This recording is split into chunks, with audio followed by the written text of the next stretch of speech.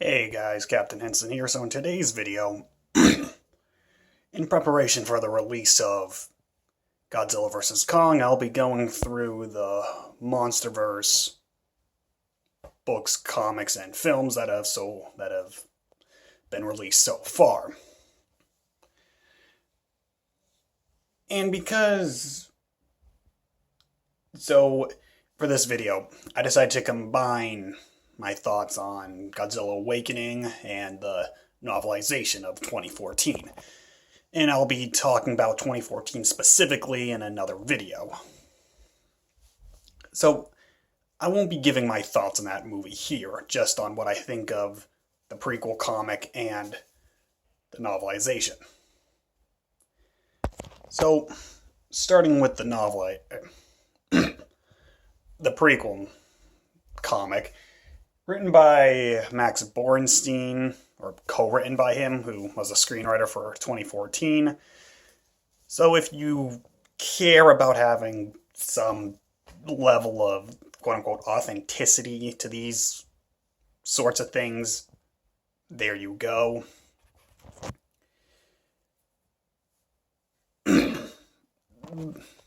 So the story.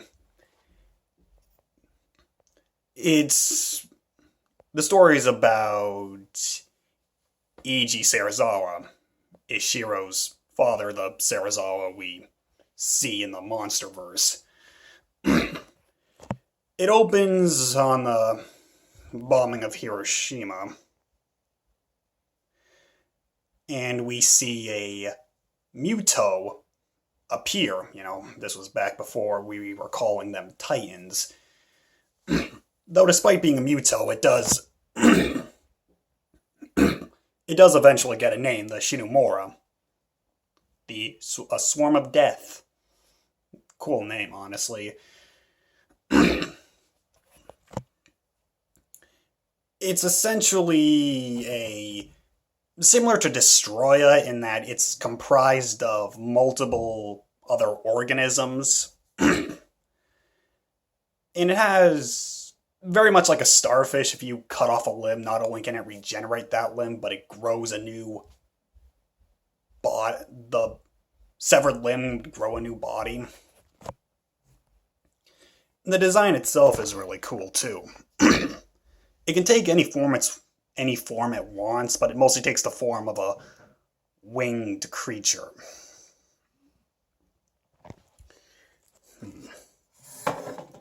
See if I can.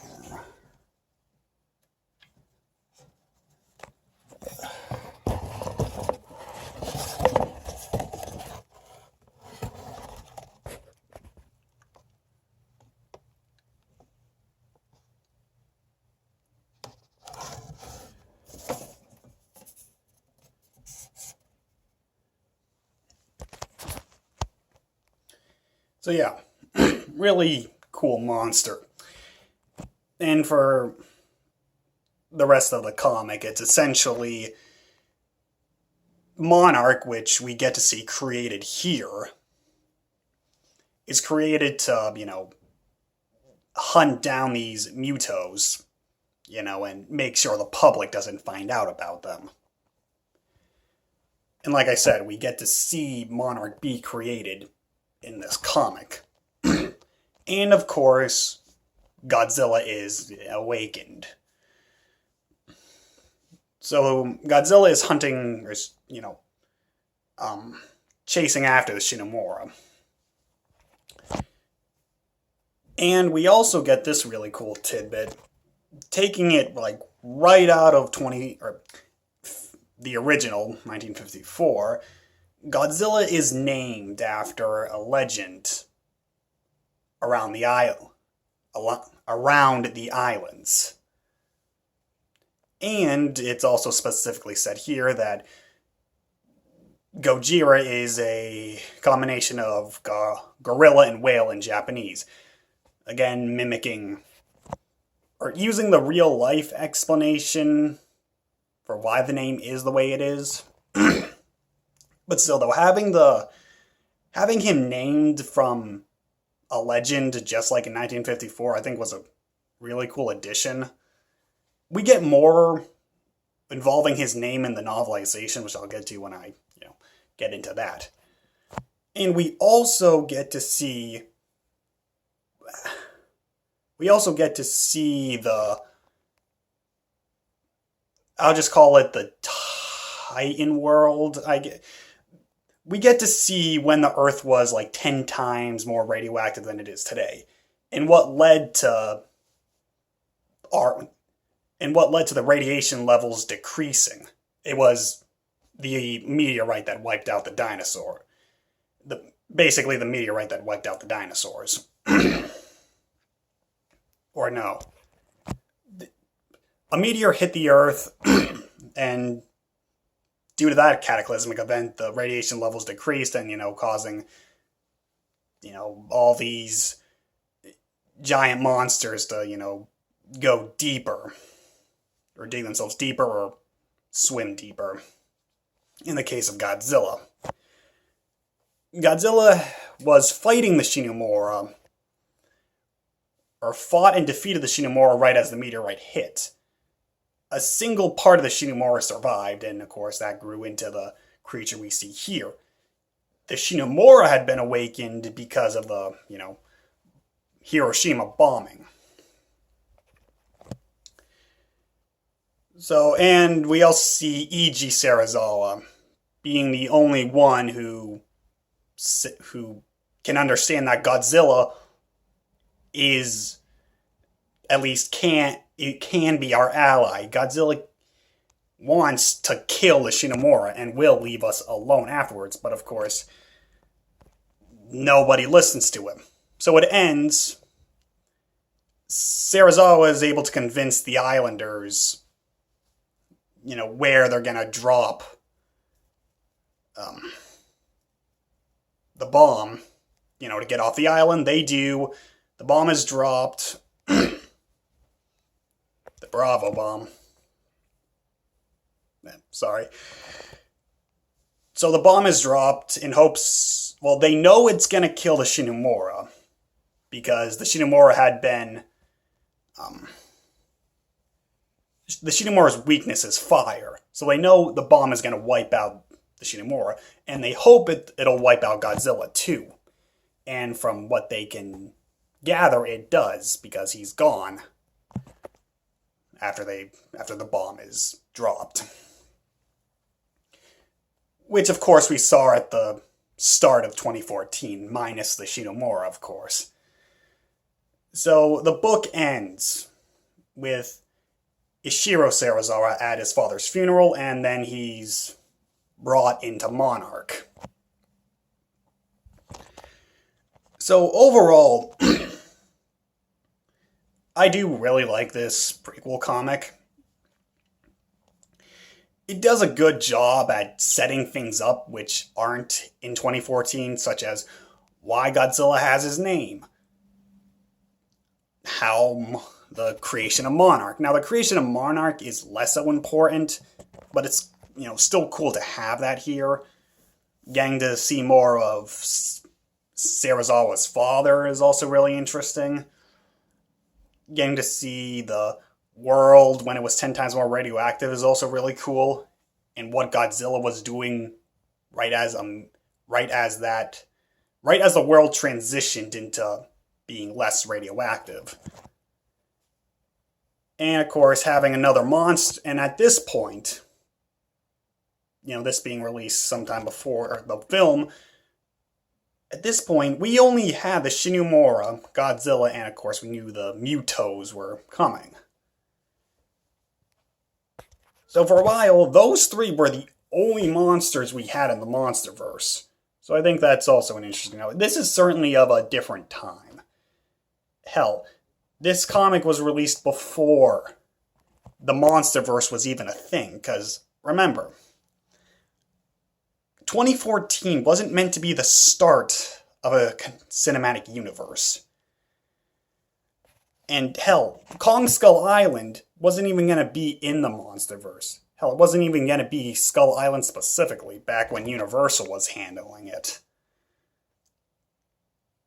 So, yeah, in that case, this does have some really interesting historical value in that aspect. So, would I recommend it? I say yes. There is some weird,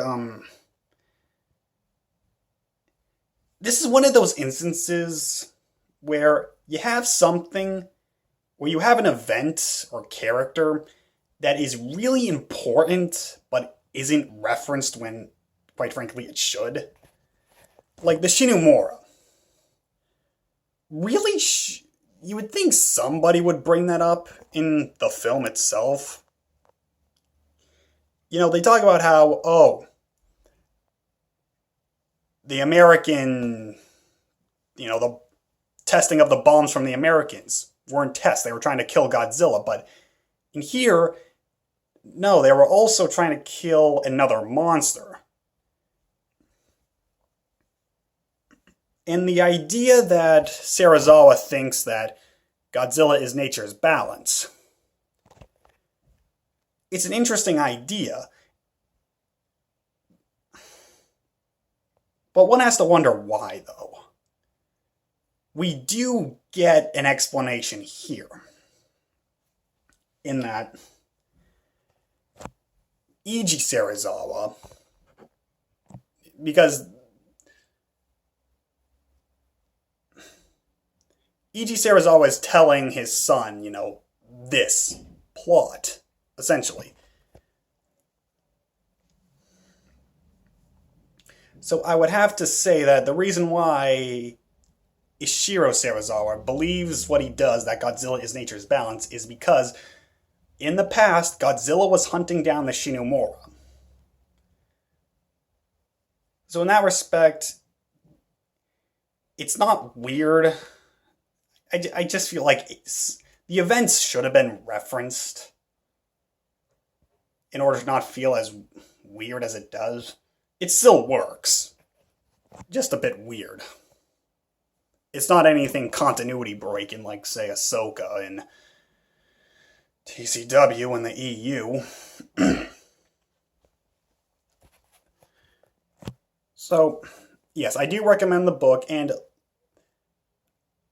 the events are, at least the Shinumura, from what I hear, is referenced in the King of the Monsters novelization. So, stay tuned for that.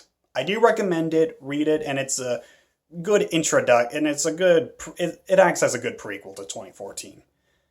I will say this, though.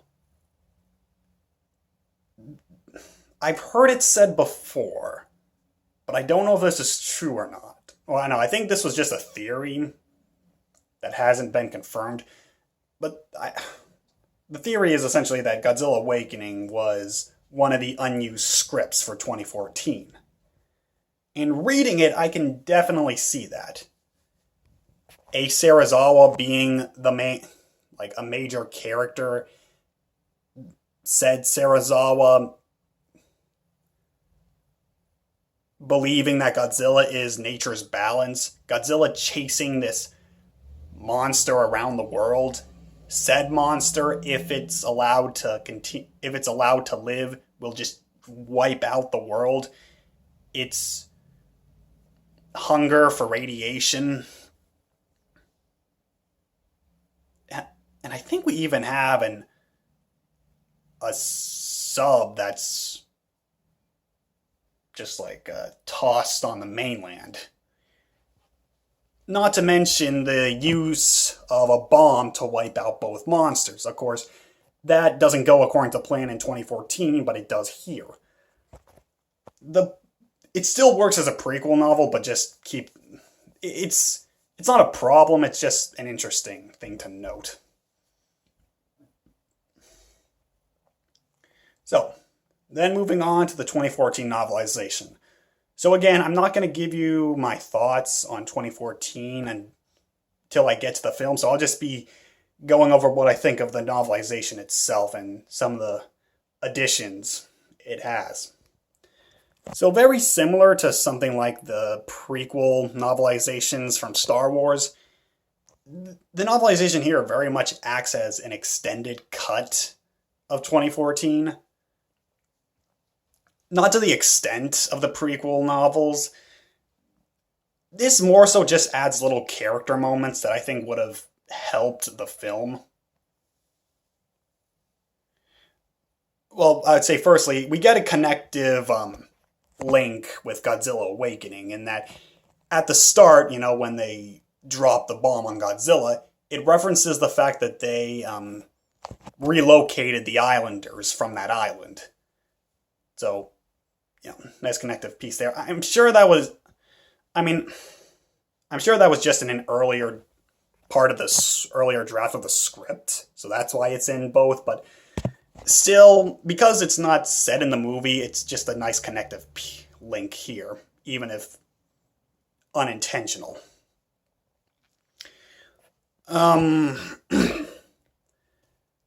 We get the scene. We get the deleted scene with Akira Takarada in it. When Brody or Ford gets to Japan and is bailing his father out. It had, like I said, it had Akira Takarada. A guy who's been in a bunch of Godzilla films and Toho films. Of course, the thing that sucks, not only was it deleted, but the scene wasn't put on the DVD or Blu-ray release. Which sucks. Really, really sucks. At the convention I went to where I got his signature, he said that he was understanding of it. In films, scenes are deleted. But still, though, to have that scene, because, 2014 itself didn't have a lot of Easter eggs. Now, of course, I don't want something akin to the MCU where you have all these Easter eggs that are just there so the comic fans can, and then the casuals can go, oh my god, they're referencing so much, that's so cool, but then not actually go through any of them. It would have been nice to have him in there. Just to have a connective piece to, the legacy of Godzilla.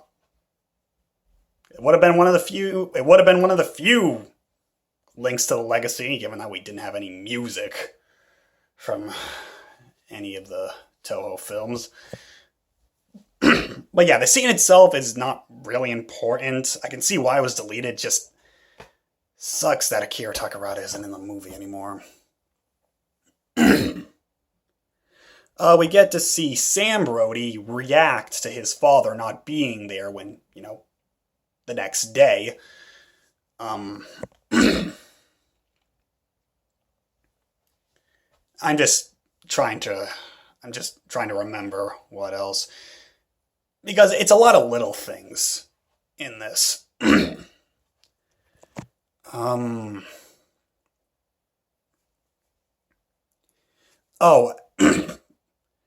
Getting to see Ford meet up with Ellie and Sam, when they dock at the base. Get more character moments. Getting to see Sam react to his father, who he hasn't seen in a little over a year.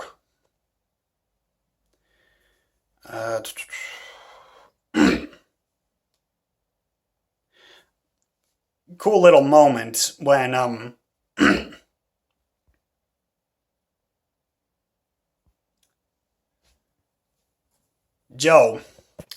when Joe and Ford are, at the site, and Joe takes off his the helmet, or the radiation helmet, mask, whatever.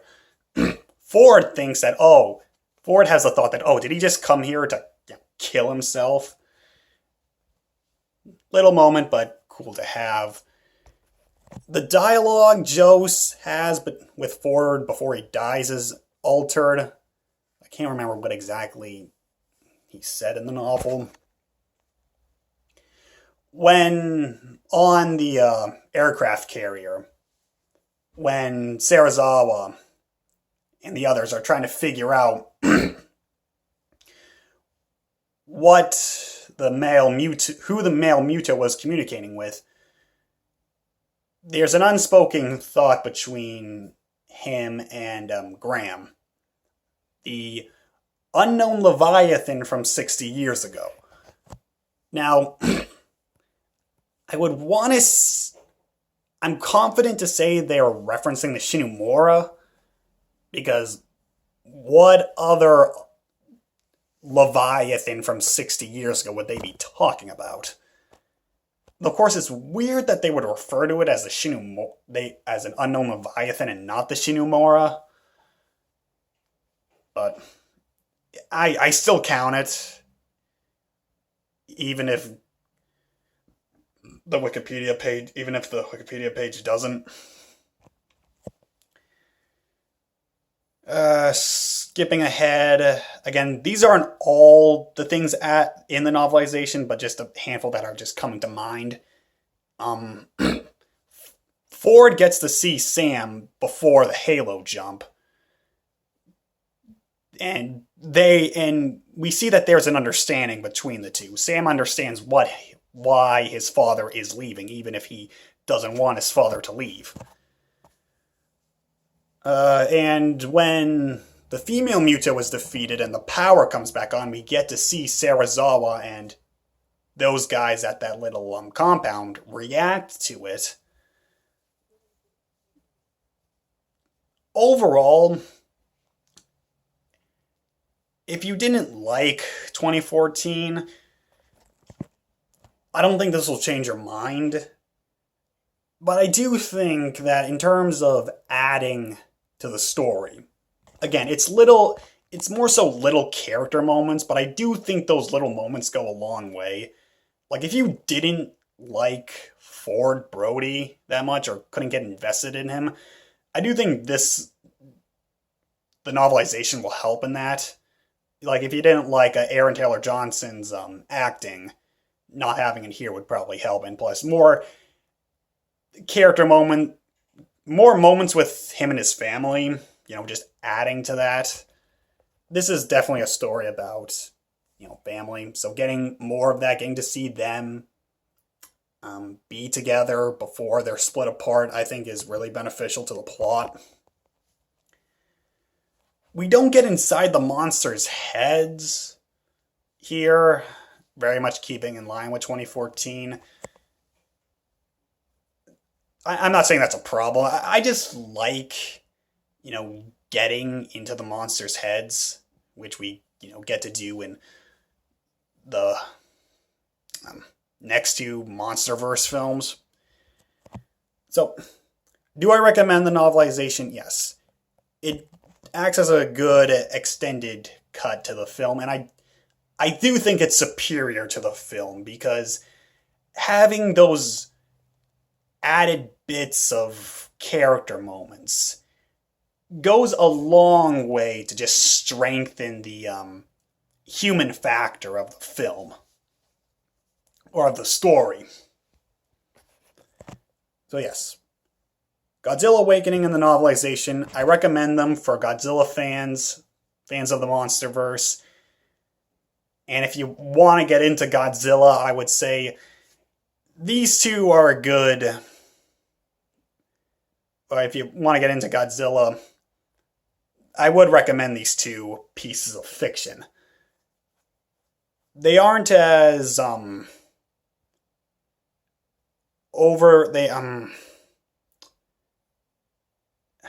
wouldn't know how to phrase it, but they're more grounded than Skull Island and King of the Monsters are. If you like your kaiju stuff to be more grounded, then 2014 and its time material is definitely for you. I can go for the grounded and the more, I guess, over the top. But the King of the Monsters 2019 style of monster filmmaking, it has more spectacle. Not that it's only spectacle, but it has a larger focus on it. So yes, I recommend these books. They're really good, really help with the MonsterVerse. And yeah, that's that. So next time I'll be talking about 2014. Until then, this is Captain Henson signing off.